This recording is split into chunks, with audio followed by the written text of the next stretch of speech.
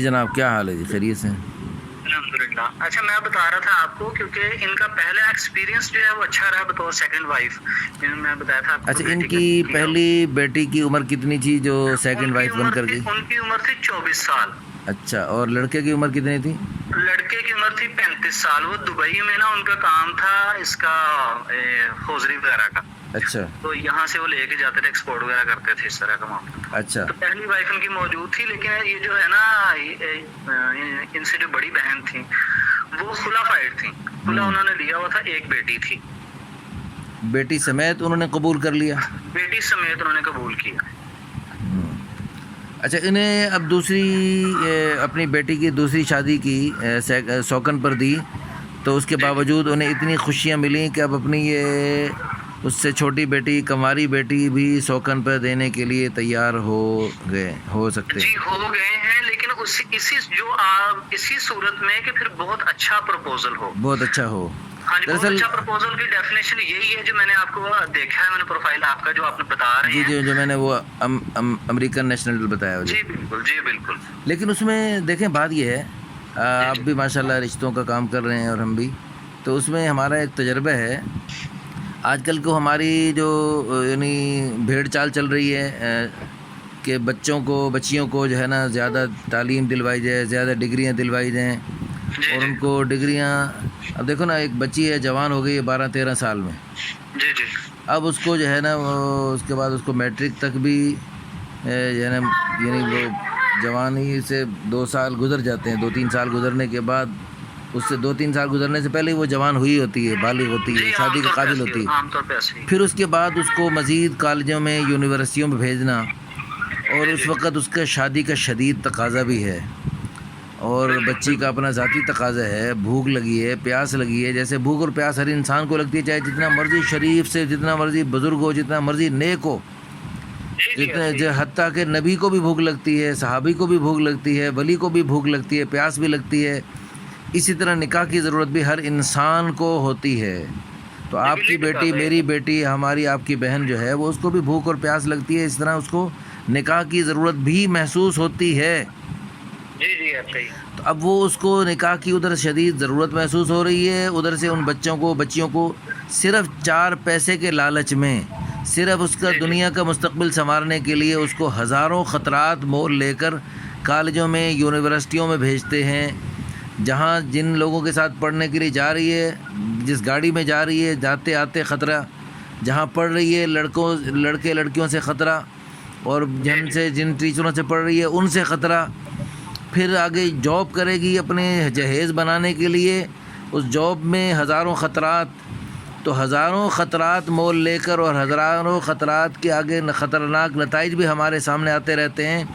ان نتائج کے باوجود جو لڑکیاں جن خطرناک حالات سے دوچار ہو کر ہیں جی 30-35 سال عمر کروا کے، پھر وہ چند پیسے کما کے، پھر وہ چند یعنی ساز و سامان جمع کر کے اب وہ شادی کر رہی ہے. اب وہ اصل اس کی شادی کی عمر تو گزر گئی ہے. اور حضور نے فرمایا زیادہ بچے جننے والی اور زیادہ محبت کرنے والی لڑکیوں سے شادیاں کرو. تو جس لڑکی نے 30-35 سال کی عمر تک ہزاروں خطرات مول لے لیے، اور ہزاروں رنگ برنگی چیزیں دیکھ بھی لیں، اور اللہ نہ کرے ہزاروں خطرناک چیزیں چکھ بھی لیں، اب وہ شادی کے قابل کہاں رہی؟ اب وہ جو ہے یعنی وہ زیادہ محبت کرنے والی بن ہی نہیں سکتی. جیسے رنگ برنگی چیزیں دیکھی ہوں، وہ ایک شوہر کو کیسے دیکھے گی؟ اور وہ جب عمر ہی اتنی زیادہ ہوگی تو اس کے زیادہ بچے نہیں جن سکتی وہ.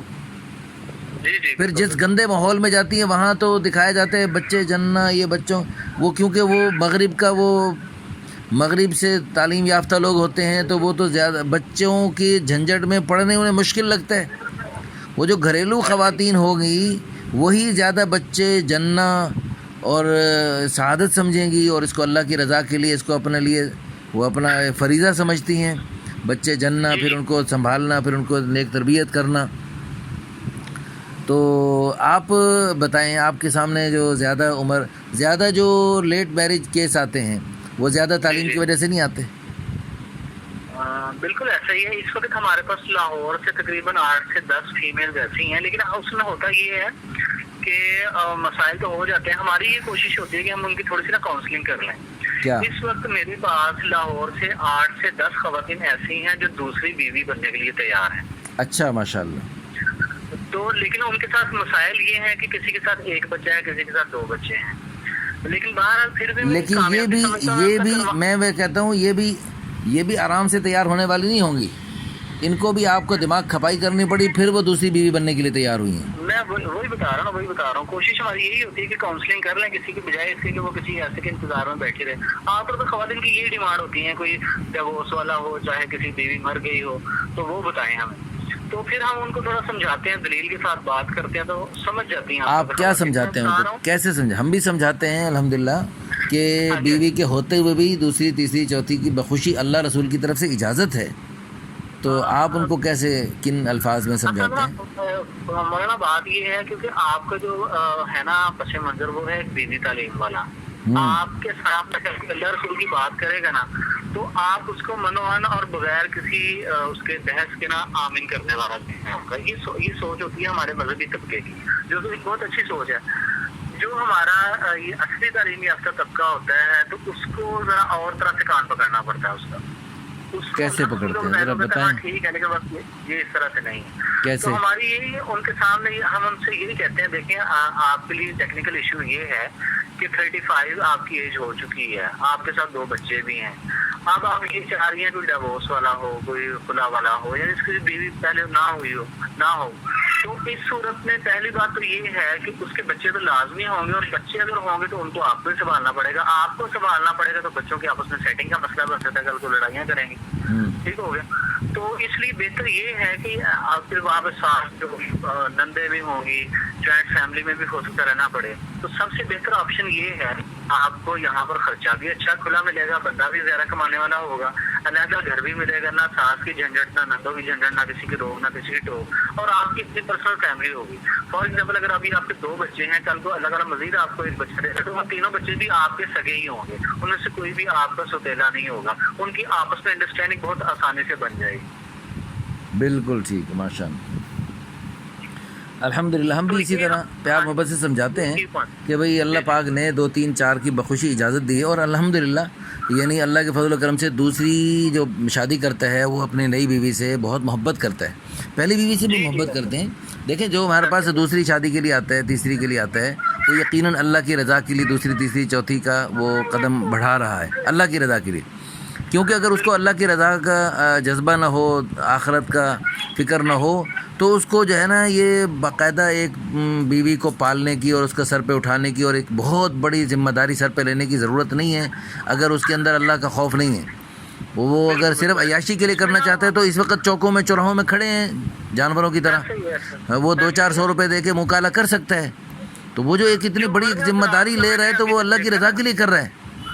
نہیں وہ ٹھیک بات کر رہے ہیں آپ. اصل میں نا مرد حضرات میں جو میں نے ابھی تک زیادہ مسئلہ دیکھا ہے نا وہ یہ ہے کہ یہ ایک سائیکالوجیکل معاملہ ہے. اصل میں نا میری ایم ایس سی ہے سائیکالوجی میں, تو میں اس حوالے سے نا تھوڑا سا زیادہ سوچتا ہوں. تو ایک سائیکالوجیکل ایشو میں پڑھ رہا تھا, ریسرچ بلکہ پڑھ رہا تھا کہ 40 سال کے بعد ہر مرد سوچتا ہے کہ دوسری شادی کروں. بالکل ایسی, بالکل ایسی, بالکل ایسی. اچھا لیکن اس میں معاملات اب یہ ہوتے ہیں کہ ہماری سوسائٹی میں کیونکہ یہ ایک عام پریکٹس نہیں ہے, کو ہماری سوسائٹی میں اس طرح سے قبول نہیں کیا گیا. تو ہماری سوسائٹی کے مرد حضرات مجھ سے روزانہ بہت سارے لوگ رابطہ کرتے ہیں, ان میں سے یقین مانے کہ 90% سے زائد جو مرد حضرات ہوتے ہیں وہ پہلی اہلیہ سے چھپ کر شادی کرنا چاہ رہے ہوتے ہیں. ایسی بالکل ایسی, بالکل ایسی. آپ کو یقیناً اس بات سے اتفاق کریں گے کہ شادی جو ہے وہ ایک سماجی معاہدہ ہے بنیادی طور پر. اسلام سے پہلے بھی شادیاں ہوتی تھی, اسلام نے اس کو ریگولرائز کیا ہے. بلکہ اسلام سے پہلے تو 10 15 20 ہوتی تھیں. اسلام نے کہا نہیں بھی اتنے نہ کرو, بس 4 تک رکھو. بس وہی میں یعنی کہ اسلام نے اس کو ریگولرائز کیا ہے, اس کی کاٹ چھانٹ کی ہے, اس میں کچھ ذمہ داریاں ایڈ کی ہیں, حدود و قیود بتائی ہیں, ذمہ داریاں بنائی ہیں. بالکل جی بالکل جی بالکل. تو اس صورت اب ہوتا یہ ہے کہ ہمارے جو سماجی معاہدہ ہوتا ہے تو ہمارے جو مرد حضرات چھپ کر شادی کرنا چاہ رہے ہوتے ہیں تو اس عورت کو ان کو سماجی شناخت نہیں ملتی. ہاں بالکل بالکل ٹھیک ہے, سماجی شناخت نہیں ملتی تو وہ ایک چھپی ہوئی بیوی ہوتی ہے.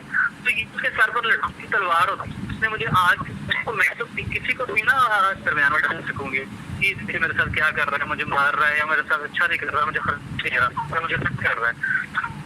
دیکھیں بات یہ اگر پہلی بیوی نہ مانے تو پھر کیا ہونا چاہیے؟ عموم میں اور پہلی بیوی نہیں مانتی اس لیے بندہ چھپ کے کر رہا ہوتا ہے، اور اس لیے بھی بعض لوگ نہیں کر رہے ہوتے کہ اگرچہ وہ بیوی کو زبردستی کر سکتے ہیں لیکن وہ چاہتے ہیں کہ بھئی ہماری بیوی کی مزاج ایسا ہے کہ وہ نہیں مانے گی اور تھوڑا سا پریشانی کی نوبت بن سکتی ہے، تو وہ بیوی کو دکھ سے بچانے کے لیے کہ بھئی وہ اپنا خوش رہے اور اپنا چپکے سے اپنا دوسرا سلسلہ بنانا چاہ رہے ہوتے ہیں عام طور پہ۔ جی ہوتا ہے ایسے۔ آپ کی آواز جزاکم اللہ خیرا احسن اللہ فی الدارین۔ السلام علیکم۔ اللہ اللہ اللہ